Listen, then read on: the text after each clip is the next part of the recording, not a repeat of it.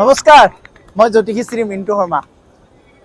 ভগৱান মহাপ্ৰভুৰ কৃপাত, শিৱৰ মহাপ্ৰভুৰ কৃপাত আজি পুনেৰ পৰা 150 কিলোমিটাৰ দূৰ নাচিকত যিটো পঞ্চপতি বন য'ত দেৱী সীতা ৰৈছিলে সেই জেগাত আজি উপস্থিত হ'লোঁ।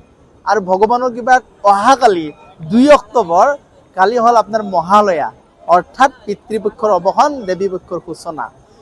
সেইটো ভাবিলোঁ যে কালি যেনেকৈ নহওক এইটো গোদাবৰী নদীত প্ৰভু নদীত কালি একবাৰ নিজকে তৰ্পণ কৰিম বুলি ভাবিছোঁ।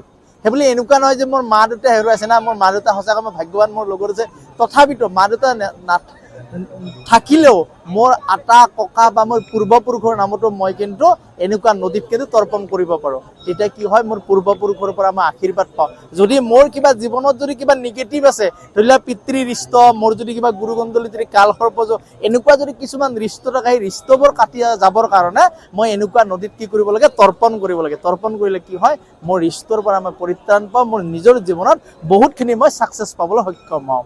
তাৰ কাৰণে আহিলোঁ প্ৰভুৰ কৃপাত। আৰু কালি ইয়াতে মই ৰাতিপুৱা স্নান কৰি উঠি মহাপ্ৰভু নাচিকত যিটো আমাৰ জ্যোতিৰ্লিংগ আছে, ওমকাৰেশ্বৰ, আপোনালোকে চবেই জানে যিটো জ্যোতিৰ্লিংগ আছে, জ্যোতিৰ্লিংগটোত কালি এবাৰ যাম বুলি ভাবিছোঁ। মহাপ্ৰভুক একবাৰ দৰ্শন কৰিম। দৰ্শন কৰি উঠি তাতে কালসৰ্পৰ পূজা হ'ব, সেই পূজা এভাগতো মই অংশগ্ৰহণ কৰিম। তাৰে কাৰণেও আহিছোঁ, স্পেচিয়েলি কালসৰ্পযোগৰ পূজা দিয়াৰ কাৰণে তাতে এভাগ অংশগ্ৰহণ কৰি পিনে কালি পূজাৰ যেখানে আয়োজন তাতে কৰিম। কিন্তু আপোনালোকক কওঁ, যিসকল লোকে এনেকুৱা জেগাত আহিব পৰা নাই, অৱশ্যে এবাৰ হ'লেও চেষ্টা কৰিব এনেকুৱা জেগাত আহিবলৈ, বা এনেকুৱা জেগাত আপোনালোকে আহিবলৈ যথেষ্টভাৱে চেষ্টা কৰিব। এইটো গোদাবৰী নদী, বহুত পুণ্য নদী। ইয়াত গা ধুলে আমাৰ মনৰ অভিলেখবোৰ পুণ্য হয়। আমি জীৱনত যদি কিবা পাবলগীয়া আছে, কিছুমান যদি পজিটিভিটি পাবলগীয়া আছে, তেতিয়াহ'লে এনেকুৱা নদীত যদি পূৰ্ণ তিথিত আমি যদি স্নান কৰিব পাৰোঁ, তেতিয়াহ'লে আমাৰ জীৱনৰ নিগেটিভিটিবোৰ পূৰণ হয়। গতিকে মই আহি পাইছোঁ মাত্ৰ, ফ্লাইটৰ পৰা নামি ইয়াত ডাইৰেক্ট আহি, সেইকাৰণে আজি মই এনেকৈ লং পেচাত পিন্ধি ভিডিঅ'টো কৰোঁ। তাৰ কাৰণে একদম আপোনালোক ক্ষমা বিচাৰিছোঁ। দ্বিতীয়তে কওঁ, আপোনালোকে এই তিথিটোত যদি পাৰে যিকোনো গংগা নদী বা যিকোনো জেগাত আপোনালোকে স্নান কৰিবলৈ অৱশ্যে চেষ্টা কৰিব। আৰু যিসকল লোকৰ অকণমান যদি আপোনালোকৰ ৰাশি চক্ৰৰ ভিতৰত যদি কিছুমান লোকৰ যদি পিতৃৰিষ্ট দোষ, পিতৃহাৰা দোষ, মাতৃহাৰা দোষ থাকে, তেতিয়াহ'লে তেওঁলোকৰ মাতৃ বা মা দেউতা থাকিলেও কিন্তু এনেকুৱা নদীত কিন্তু তেওঁলোকে স্নান কৰিব লাগে। স্নান কৰিলে কি হয়, যথেষ্ট শুভফল প্ৰাপ্তি হয়। গতিকে মই আশা কৰোঁ যেনে আপোনালোকে কামবোৰ কৰিব।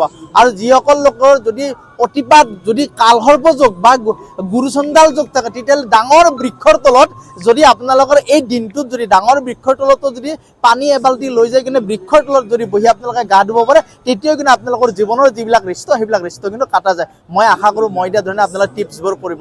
বিশেষ কৰি কালি যদি মিথুন ৰাশিৰ লোকসকলে আৰু কন্যা ৰাশিৰ লোকসকলে, জাতক জাতিকাসকলে কালি যদি আপোনালোকে এনেকুৱা যদি ঘাটত যায় স্নান কৰে, তেতিয়াহ'লে পূৰ্বপুৰুষৰ আপোনালোকে শুভফল বা তেওঁলোকৰ পৰা যথেষ্ট শুভফল পাব।